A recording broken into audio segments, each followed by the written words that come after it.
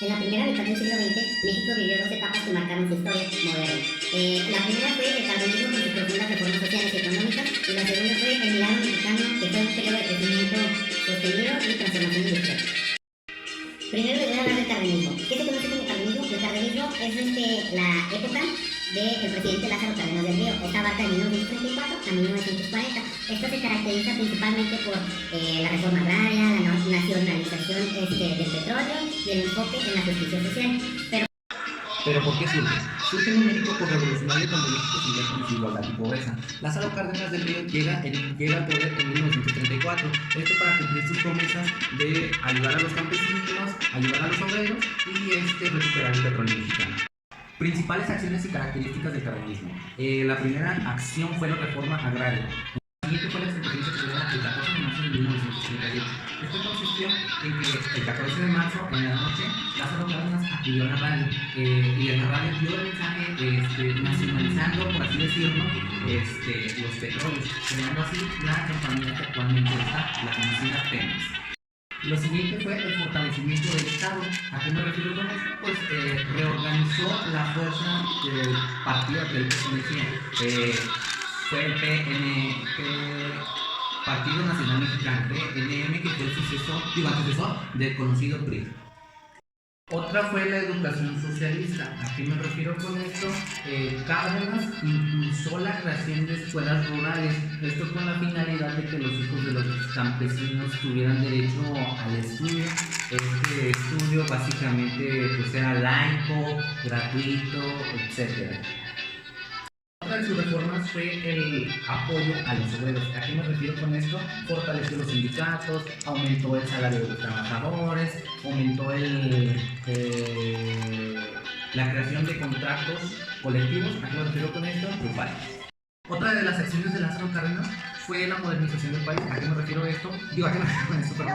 Impulsó la infraestructura creando carreteras, trenes, apoyando en la electrificación. Y esto se puede ver con la creación de la CFE en 1937 e incluso con la nacionalización de los ferrocarriles en ese mismo año, 1967, ya que la industria ferrocarrilera estaba en manos de empresas privadas. Con esta reforma se buscó que el Estado tuviera el control de estas vías. Otra de las acciones de Lázaro Cárdenas fue la creación del Instituto Politécnico Nacional, que sigue actualmente como Pemex. Lo podemos ver actualmente, ya que perduran las instituciones como lo son los ejidatarios, los sindicatos que los vemos normalmente en todos lados. Otro lado, pues, como mencioné anteriormente, fueron las instituciones como la CFE, que actualmente es una de las más grandes compañías en Latinoamérica. Y también Pemex, que actualmente está pasando unos problemillas, ¿verdad? Pero todavía sigue, que es lo que importa.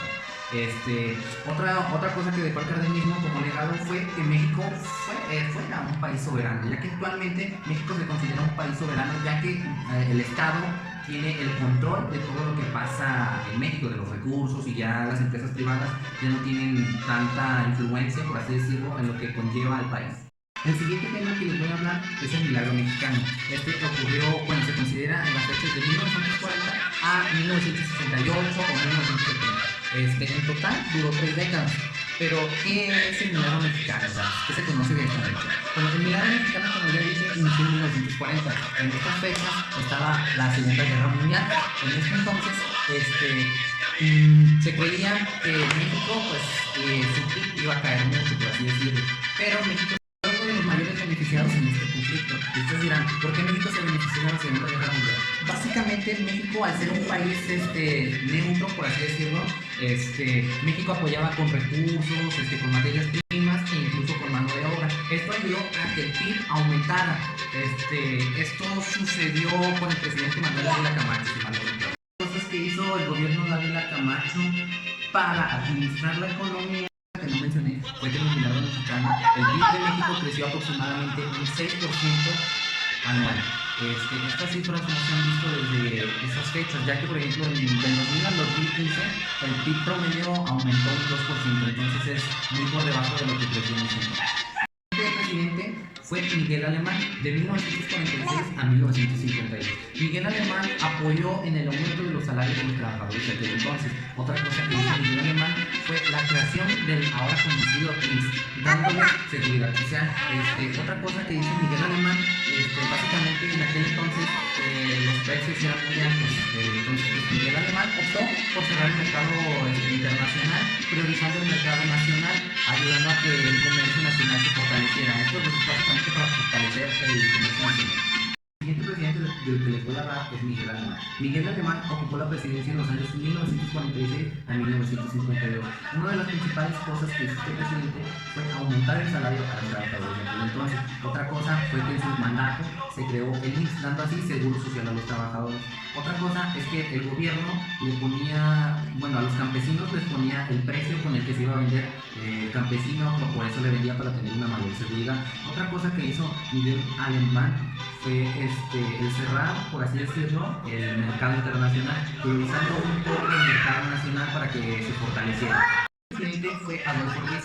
Estuvo en el periodo de 1952 a 1958. En ese entonces, este presidente, cuando llegó a la presidencia o al poder, ya tenía una situación de un México un poco difícil. Los precios ya estaban muy altos, etc. Entonces, una de las acciones que él implementó fue el devaluar el peso, que un aproximado sería que de 8.40 a unos 12.40 aproximadamente, por esa cifra más o menos. El presidente que les voy a hablar es Adolfo Ruiz. Adolfo Ruiz estuvo en la presidencia en 1952 a 1958.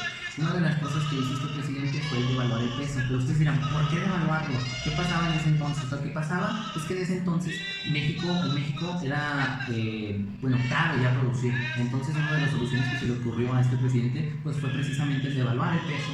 En ese entonces creo que estaba en 8 pesos más o menos y se devaluó a 12 pesos. Entonces, esto fue con la finalidad, como les menciono, pues de que en México fuera más fácil producir. Otra cosa que se me olvidó mencionar es que tanto en los anteriores presidentes como en el actual, el gobierno financiaba todo, no eran las empresas como actualmente eso.